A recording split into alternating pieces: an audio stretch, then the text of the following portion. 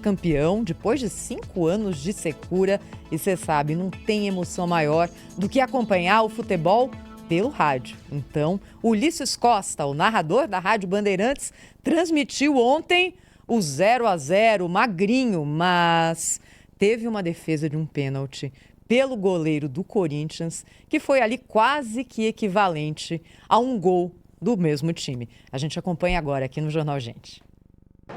É pênalti pro time do Palmeiras bater. Veiga na bola, partiu, bateu!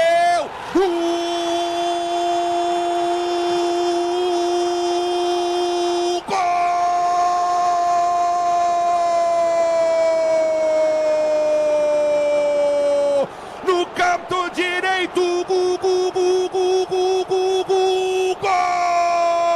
Como eu disse, o Veiga bate bem, mas o Hugo também é pegador de pênalti. Chute rasteiro no canto direito, Hugo de novo se transformando no herói da fiel torcida corintiana. Hugo, defesaça do goleiro do Corinthians. No canto direito, rasteiro, defesaça do goleiro corintiano. Aí, sabor de gol, né, nessa agarrada aí do goleiro corintiano, nessa defesa do pênalti, e o fim do jogo foi narrado assim na Rádio Bandeirantes. Vamos relembrar. Acabou! Ergue o braço, árbitro! O Corinthians é campeão paulista de 2025 com gol de Roberto! Numa festa da nação corintiana! Corinthians, campeão paulista de 2025! Corinthians! O time do povo, do preto e branco mais colorido do futebol brasileiro. Corinthians na conquista do título. Corinthians campeão pra festa da fiel torcida corintiana na Neoquímica Arena. Com o herói Hugo, que defendeu um pênalti nesse momento, é comemorado e abraçado por todos os jogadores do time corintiano. Hugo, herói do Corinthians no jogo. Veiga bateu, ele pegou o pênalti, o Roberto fez o gol no primeiro jogo. Nos 2 jogos, Corinthians venceu o jogo 1-0 em cima do time do Palmeiras e conquista o título do Campeonato Paulista de Futebol. Hugo como grande herói do time corintiano, defendendo o pênalti batido por Veiga. Neoquímica Arena faz festa, o preto e branco colorido, o timão é campeão paulista de 2025.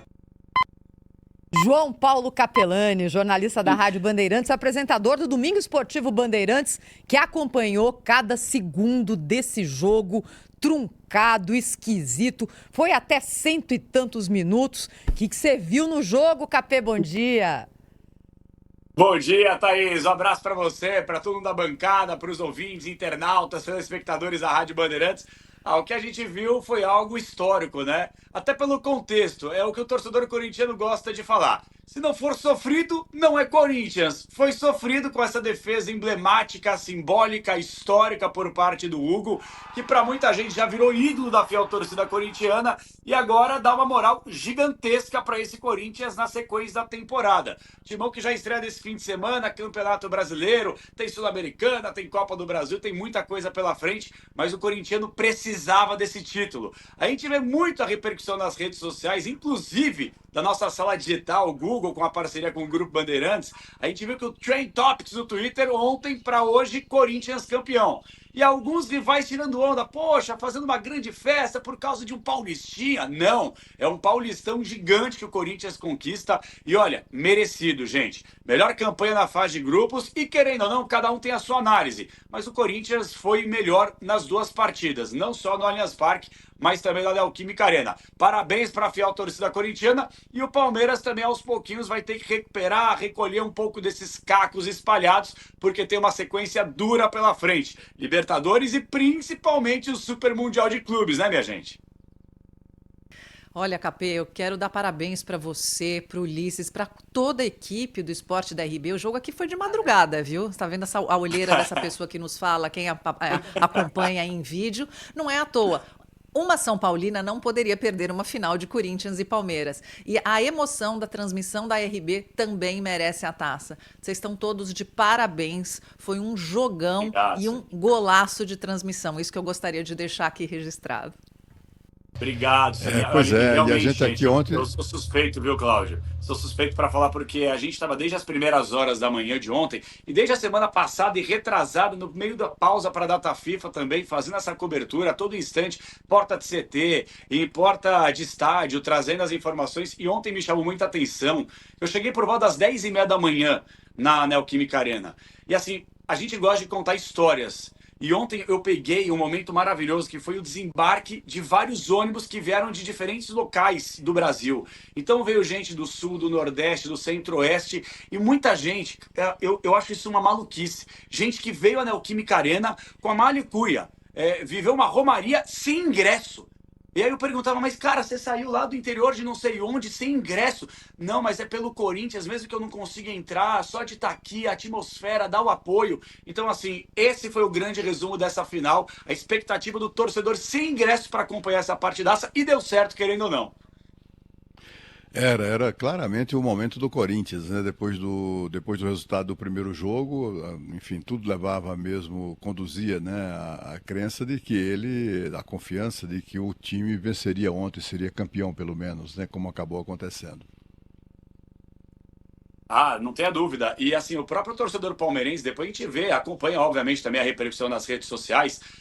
Os dois clubes chegaram com polos distintos nessa decisão. O Abel Ferreira com uma dinastia incrível, com essa terceira academia na Sociedade Esportiva Palmeiras. O Corinthians, querendo ou não, meio que sob desconfiança, porque recentemente tomou uma pancada na pré-Libertadores. E aí a informação qual que era? Se o Corinthians do Ramon não conquistar o título do Paulistão, jogando em casa, na frente do torcedor, depois de ter vencido o primeiro jogo por 1-0, o Ramon cai. E aí o nosso trabalho de bastidores ontem, com o Bruno Migliozzi, Gustavo Solero, Luiz Fabiani, chamou muita atenção, porque ontem literalmente deu para ouvir todo mundo pelo lado do Corinthians, né? Palmeiras, o Abel Ferreira respondeu 3, 4 perguntas, uma má vontade gigantesca também. E os jogadores corintianos, inclusive Fabinho Soldado e Augusto Melo presente, eles deixaram bem claro que dentro do Corinthians, em alguns bastidores de corredores, eles estão tentando negociar a renovação de alguns atletas. Vou dar um exemplo aqui. O Thales Magno, que tem um vínculo com o futebol norte-americano. Para o Corinthians contratar esse jogador efetivamente, vai ter que pagar mais de 70 milhões de reais. Ontem o Thales falou para o Luiz Fabiani que quer ficar, que se sente corintiano, que já abraçou o clube e a torcida, mas o Corinthians já está em negociações com o clube norte-americano para tentar a manutenção. A gente sabe que financeiramente o Corinthians não vive aquele grande momento, mas independentemente da situação, o Timão está pelo menos tentando manter essa base que, querendo ou não, com o título do Paulistão, com a moral a partir de agora, o Corinthians vem forte. Por que não? Eu faço uma pergunta para os corintianos, que eu não sei se dormiram, Pedro, Thaís principalmente. Dá para sonhar com coisa maior? Beliscar uma Sul-Americana, uma Copa do Brasil? Já pensou um Campeonato Brasileiro, minha gente? Eu queria te rebater a pergunta falando o que o Corinthians precisa para isso, né? Zagueiro, precisamos de alguém em alguma outra posição. Tem só jogar como o Botafogo na temporada passada. Ou como São Paulo nos anos 90. Na sua apuração aí, Capelani, tem alguém para chegar aí, para reforçar esse time aí para o restante do ano? Ô, Pedro, é o seguinte, o Fabinho Soldado, que assim, para deixar bem claro, tá, pessoal? O Fabinho Soldado, no dia a dia do CT, ele manda, entre aspas, mais que o presidente Augusto Melo. Porque ele tá todo dia com os atletas no dia a dia do CT. O Augusto Melo, querendo ou não, tem que ficar também fazendo uma média no Clube Social, no Parque São Jorge. Então, assim, o cara do CT é o cara do dia a dia, é o cara que comanda o futebol, o Fabinho Soldado. Ele deixou bem claro que espera que o Corinthians, até o fim do ano, contrate de 2 a 3 peças. Aí ele não fala sobre nomes. O Fabinho ele é um cara muito consistente nessa ideia. Ele não fala sobre nomes e raramente fala sobre posições. Agora, eu tô deduzindo aqui que o Corinthians, por mais que tenha sido, entre aspas, obrigado a efetivar a compra do Kaká, por uma questão de número de jogos, gastou mais de 20 milhões de reais esse jogador, o Corinthians ainda tem uma situação tanto quanto delicada, para não falar calamitosa, no sistema defensivo. Até pelo péssimo jogo que fez o Félix Torres ontem, né? Que ele é amigo do entretenimento, quer dizer, o jogo estava tranquilo, controlado para o Corinthians, e aí de repente ele faz aquelas bobagens, né? Expulsão, comete um pênalti. Então acho que o torcedor corintiano concorda com a avaliação que o Timão tem que se reforçar defensivamente. O mais importante, gente, maior e melhor do que qualquer contratação é a manutenção. O Hugo Souza falou à Rádio Bandeirantes de forma exclusiva ontem que o Garro recebeu uma proposta milionária do futebol da Rússia. E o Garro, que quase não tinha condições de atuar ontem, foi pro sacrifício mesmo, gente. Foi pro sacrifício, tomando injeção no joelho, ele tá sem muitas condições de jogo. O Garro falou que quer ficar no Corinthians até o fim da temporada para conquistar coisas maiores. Então, independentemente se vai chegar gente, não vai, eu acho que para o Corinthians pensar em coisas grandes, a manutenção da base é o maior reforço que o clube pode ter até o fim de 2025. E Capê, eu sou fã de goleiro. Eu gosto muito do trabalho do goleiro. Até na escola, quando eu me arriscava, né, era no gol que eu jogava. Isso tem muito tempo, tá, gente? Mas o Hugo, ele é fora da curva. Ele é impressionante, não? Eu acho o Hugo, para mim, ele foi assim, tudo bem, eu sou muito fã do Memphis Depay, a Thaís sabe muito bem, eu acho o Memphis Depay um cara, assim, ele é fora da curva, o cara que se abraçou à nossa cultura, ao Corinthians, aos costumes, à forma do torcedor, entendeu? Tomou algumas pancadinhas recentemente que o futebol deu uma caída, mas assim, é craque de bola, gente, e é um privilégio ter esse tipo de cara.